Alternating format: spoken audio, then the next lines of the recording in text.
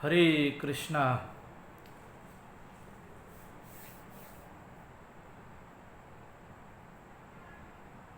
मूकं करोति वाचालं पंगुलंघयते गिरिं यत्कृपातमहं वन्दे श्रीगुरून् दीनतारिणं।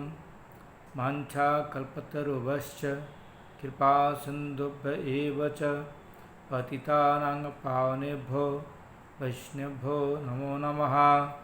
नमो महावदन्याय कृष्णप्रेमप्रदायते कृष्णाय कृष्णचैतन्य नामिने गौरत्ववित्से नमः। तप्तकाञ्चन गौरांगे राधे वृन्दावनेश्वरी वृषभानुसुते देवी प्रणमामि हरिप्रिये। हे कृष्ण करुणा सिंधु दीनबंधु जगतपते गोपेश गोपिका कांत राधाकांत नमस्तुते। वृंदाय तुलसीदब्बई प्रिय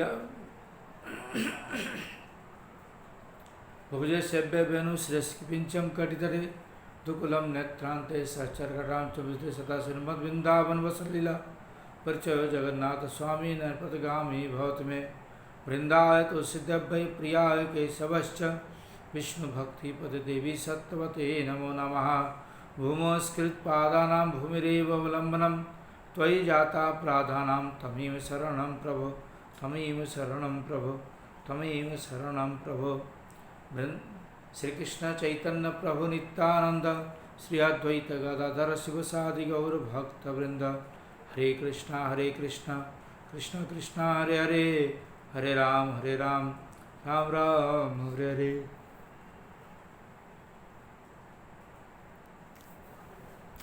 सर्वाग्रसी भगवान का भिन्न प्रकाश में विग्रह गुरुदेव पतित पावन परम करुणामय परम आराध्य हम विष्णुपाद 108 श्री श्रीमद् भक्ति वल्लभ तीर्थ गोस्वामी गुरु महाराज के श्री चरण में अनंत कोटि साष्टांग प्रणाम करते हुए उनकी अहित कृपा प्रार्थना करता हूँ। महाराज प्रसन्न हो। पूज्यपाद शिक्षा गुरुवर के श्री चरण में अनंत कोटि साष्टांग प्रणाम करते हुए उनकी अहित कृपा प्रार्थना करता हूँ। शिक्षा गुरुवर्ग में प्रसन्न हो। अखिल भारत श्री चैतन्य गौड़ीय मठ के वर्तमान आचार्य त्रिदंडी स्वामी संत भक्ति विचार विष्णु महाराज के श्री चरण में साष्टांग दंडवत प्रणाम करते हुए उनकी हित कृपा प्रार्थना करता हूँ। महाराज प्रसन्न है। कथा श्रवण पिवासु भक्तबिन मातृबिन पितृबिन सभी कथा को संवादन करता हूँ। सभी लोग प्रसन्न हैं। हम लोग गुरु महाराज की महिमा की चर्चा कर रहे हैं। गुरु महाराज ने मठवास जीवन में किस प्रकार से अपना जीवन निर्वाह किया और किस प्रकार से मठ में सेवा गुरु महाराज ने किया। गुरु महाराज का पिछले चर्चा हम लोग किए थे। बीच में स्थान यात्रा वगैरह आ गया था जिसके कारण हम चर्चा नहीं कर पाए थे। उसके बाद मैं चंडीगढ़ में आ गया हूँ। मैं यहाँ से 1 तारीख को ट्रेन में बैठूँगा, 3 तारीख को पहुँचूँगा, 4 तारीख को मायापुर जाऊँगा। जो भी है चर्चा हम आगे बढ़ाने से पहले आप सभी से प्रार्थना करता हूँ आप सभी लोग चैनल को सब्सक्राइब करें, बेल आइकन दबाएं, शेयर करें, लाइक करें, कमेंट करें और वीडियो को पूरा देखें। इसके पहले हम लोगों ने चर्चा किया था गुरु महाराज का जो दीक्षा हुआ वो 31 अगस्त 1947 को जन्माष्टमी तिथि में हुआ था। श्यामानंद गौड़ीय मठ में बंगाल में हुआ था। गुरु जी ने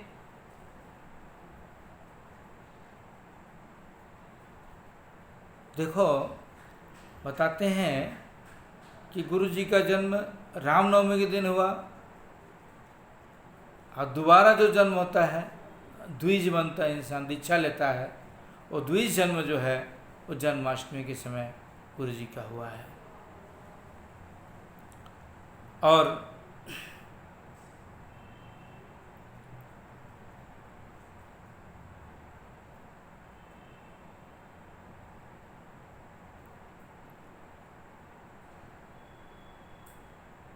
21 जुलाई को 1948 में गुरु महाराज ने गुरु पूर्णिमा के दिन दीक्षा लिया था और मंत्र इनको मिलने के बाद गुरु जी का नाम हुआ कृष्ण वल्लभ ब्रह्मचारी।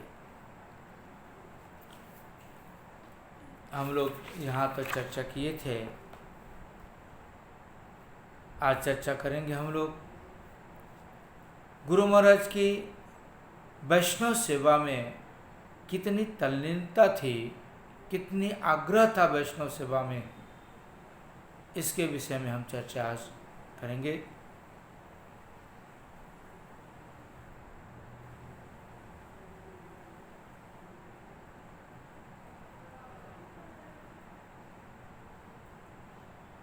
शास्त्र में लिखते हैं कि चैतन्य महाप्रभु की जी के पार्षद और एक तेजस्वी प्रचारक श्यामानंद प्रभु की स्मृति में हमेशा हमेशा के लिए भक्तों के दिल में विद्यमान रहे, इसलिए गुरु महाराज बताते हैं कि हमारे परम गुरु जी यानी हमारे गुरु जी हिज डिवाइन ग्रेस भक्ति माधव गोस्वामी महाराज जी ने मेदिनीपुर में मठ बनाया था।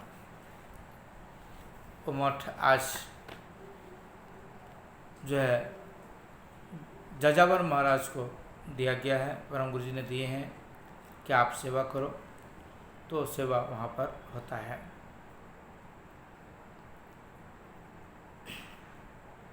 और परम गुरु जी ने उसका नाम रखा श्यामानंद गौड़िया मठ।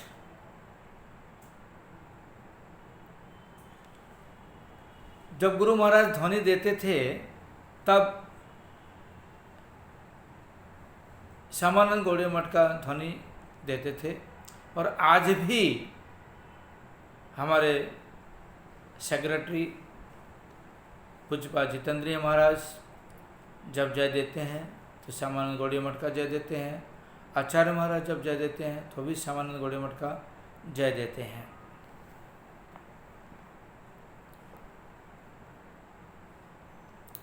गुरु महाराज जब घर छोड़ करके आए तब उन्होंने श्यामानंद गौड़िया मठ में ही आए, और गुरु महाराज के जो गुरु जी यानी परम गुरु जी साथ और प्रभुपाद के जो और भी भक्त लोग थे, सन्यासी त्रिदंडी स्वामी भक्ति विचार जजावर महाराज और राधारमन दास ब्रह्मचारी, कृष्णदेश केशवदास ब्रह्मचारी, इन महापुरुषों से गुरु जी का मुलाकात हुआ था।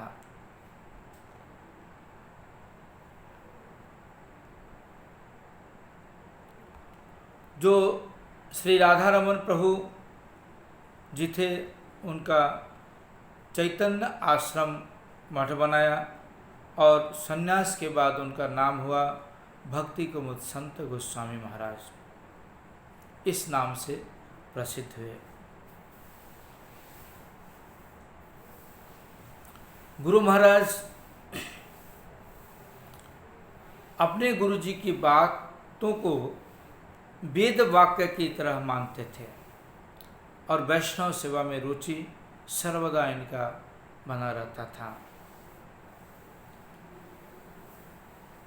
गुरु महाराज सब समय बुजुर्गों का सम्मान करते थे, उनकी सेवा करते थे, गुरु महाराज के स्वभाव में था। गुरु महाराज जब ब्रजमंडल परिक्रमा करते थे तो उस समय हमारे हिज डिवाइन ग्रेस भक्ति प्रमोदपुरी गोस्वामी महाराज कार्तिक मास ब्रजमंडल परिक्रमा में जाते थे, तो पुरी महाराज तो चल नहीं पाते ज़्यादा, तो धीरे धीरे चलते थे, तो गुरु महाराज पुरी महाराज को लंघन करके आगे कभी नहीं गए, पीछे ही रहते थे। और सब लोग गुस्सा भी होते थे, आगे क्यों नहीं जाते, आगे क्यों नहीं जाते। लेकिन गुरु महाराज वैष्णव का श्रेष्ठ वैष्णव जा रहे हैं आगे आगे, उनका उल्लंघन कभी नहीं किए। हम लोग कर देते, वैष्णव लोग आगे जा रहे हैं, उनसे आगे हम पहुंच जाएंगे, उनसे आगे हम दर्शन करेंगे। वैष्णव अनुगत्य में दर्शन करने का, वैष्णव अनुगत्य में कार्य करने का जो फल होता है वो हम आगे जाकर के करेंगे तो नहीं होगा। इसलिए गुरु महाराज ये हम लोगों को शिक्षा दे गए हैं कि वैष्णव अनुगत्य में रह कर के काम करना।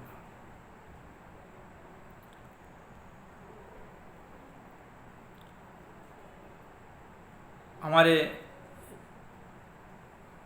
जगद्गुरु भक्ति सिद्धांत सरस्वती प्रभुपाद के शिष्य पूज्यपाद केशव प्रभु जी ने बताया था कि तीर्थ महाराज जी को मैं शुरू से देख रहा हूँ, वो शुरू से ही सुंदर, देखने में सुंदर थे। शुरू से ही वो जब से मठ में आए तब से देखने में सुंदर थे। वैष्णव सेवा में उनकी रुचि थी और केशव प्रभु ने बता रहे हैं कि वे क्या करते थे, जबरदस्ती मेरे हाथ से कपड़ा लेके धोते थे। मेरे खाने का जो थाली है, जूठा थाली, उसको भी ले जाके धो देते थे और मेरे कमरे में आकर के डेली झाड़ू पोछा कर देते थे। केशव प्रभु जी ने कहा, यद्यपि मुझे इन सब में संकोच लगता था कि इतने पढ़े लिखे व्यक्ति और इतना मतलब दर्शनीय व्यक्ति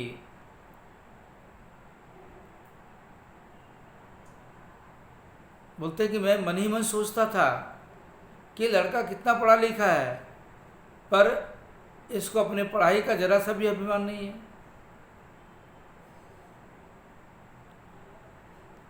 बोलते भी थे कि मैं उनको कहता था कि मैं इतना बूढ़ा नहीं हुआ हूँ, मैं अपने कपड़े खुद धो सकता हूँ, परंतु कृष्ण वल्लभ के अंदर इतनी नम्रता थी, जब वो मेरे हाथ से थाली या कपड़े ले लेता था तो मैं मना नहीं कर पाता था।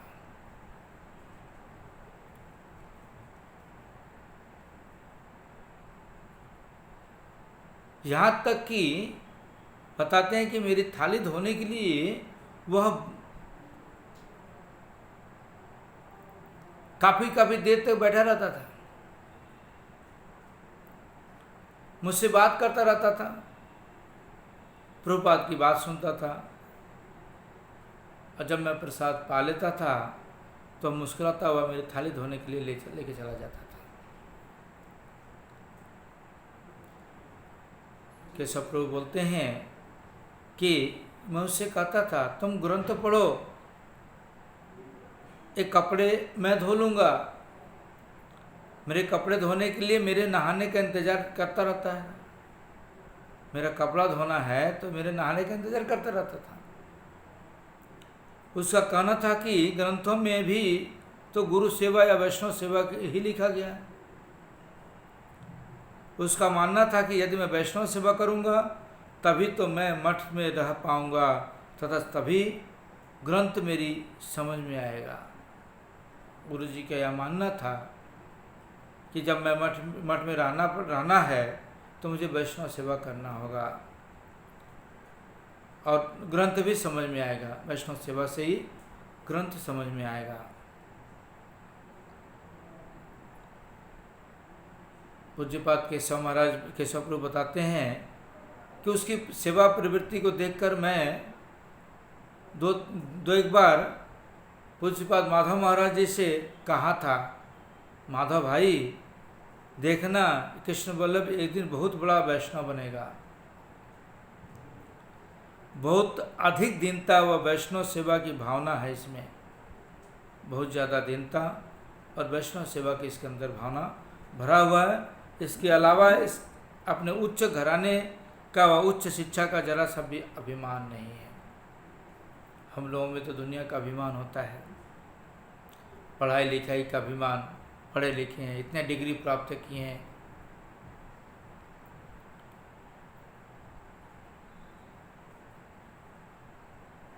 लेकिन गुरु महाराज का एक पैसे का अभिमान नहीं। पढ़ाई लिखाई का या उच्च घराने का कुछ भी अभिमान नहीं था गुरु महाराज का।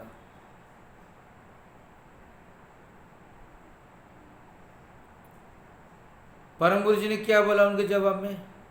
परम गुरु जी बोलते हैं कि केशव भाई, मैं उसे बड़ा बनाकर ही जाऊंगा। देखो, परम गुरु जी बता रहे हैं कि मैं उसको बड़ा बनाकर ही जाऊंगा। और गुरु महाराज परम गुरु जी ने गुरु जी को बड़ा बना के ही छोड़ा, आचार्य बना दिया श्री चैतन्य गौड़ीय मठ का। और यहाँ तक कि पूरे विश्व वैष्णव राज सभा का प्रेसिडेंट भी बन गए हमारे गुरु महाराज। कितने महान गुरुदेव का संग पाकर भी हम गुरु की अवज्ञा किया, गुरुदेव के चरणों में अपराध किया। जो भी है गुरु जी से प्रार्थना यही मेरी सब समय फहराती है, गुरुदेव कृपा करें, जिस प्रकार से मठ में लाए हैं उसी प्रकार से कृपा करके मुझे भी सद्गति प्राप्त करें। हरे कृष्ण। वांछा कल्पतरुभ्यश्च कृपा सिन्धुभ्यो च पतितानां पावनेभ्यो वैष्णवेभ्यो नमो नमः।